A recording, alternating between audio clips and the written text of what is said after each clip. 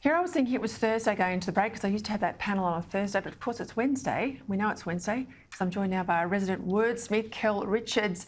Kel, welcome. I've got a long list for you tonight.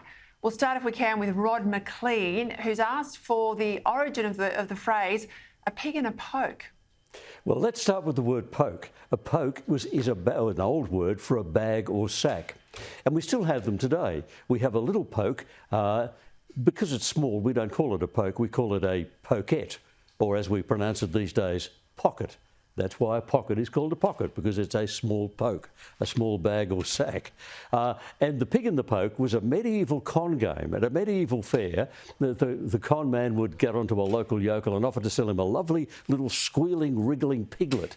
And only half a crown, sir, grow up to be a big fat pig, you'll be able to sell him for good money. So he sells the little piglet, collects the half a crown, and he says, I'll put it in this poke, this little bag for you. And of course, in the process of doing so, slips the pig out of sight and puts a cat in the bag. And when the poor local gets down to his home, he opens the bag, no pig, it's just a cat, he's been ripped off.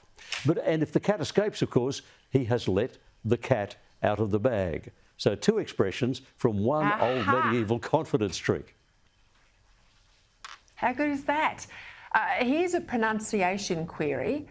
I say the first one is envoy, special envoy to this, special envoy for that. And the other one, I used to say it as homage, pay homage to X or pay homage to Y, but now we've sort of moved into this homage. And the first time I heard it referenced orally, I thought, what on earth is this homage? Which is right and which is wrong?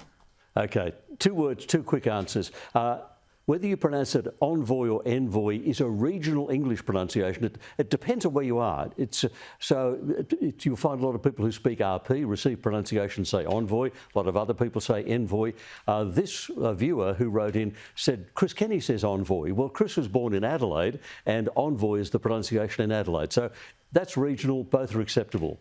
Now, the homage thing is, homage is the correct pronunciation. It's a standard established English pronunciation. Homage is what I call a semi-literate American pronunciation, because some Americans sort of stumbled across the fact that, hey, the word came out of French. Let's give it a French pronunciation. But it came out of French into English 700 years ago. I think it's taken out its naturalisation papers by now. So I think the Americans do the same thing with the word herb when they leave the H off. We're putting herbs in the on the salad. Yeah, herbs. That's right. And it's semi-literate. Right. I'm advertising the one bit about language I know, and I don't know anything else. So, no. Homage is terrible pronunciation. Well, we're going to reject homage. Gone. Kerry from Kirrawee in New South Wales, she wants to know where the phrase, how's your father, came from. It's a comic expression. It's now used, to mean a bit of slap and tickle, a bit of the old how's your father. The only story I've been able to track down is that this came from the Victorian era, when fathers were very strict and very protective of their daughter's virtue. So it is supposedly a question that a young suitor would ask his young lady, basically inquiring if father was around anywhere and could see us and could see what we're up to. I mean, how's your father? Now, that's the story that I've discovered. It may be true. It's such a good story, it should be true. But I haven't been able to confirm it. But that is quite likely. Started off that way, and then in the 20th century, it became this comic expression used by British comedians of a bit of how's your father. So I think that's the story behind it. I want to get into redundant words, a massive bugbear of mine, but we might leave that for next week because I've got some other things as well. You now have a daily newsletter. Tell people how they can get onto that.